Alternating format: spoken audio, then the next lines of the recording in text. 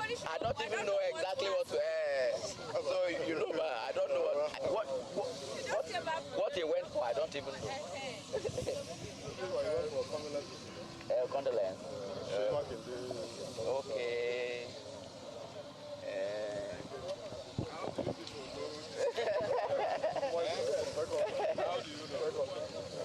Now, we're in a federation, there is a constitution guiding us.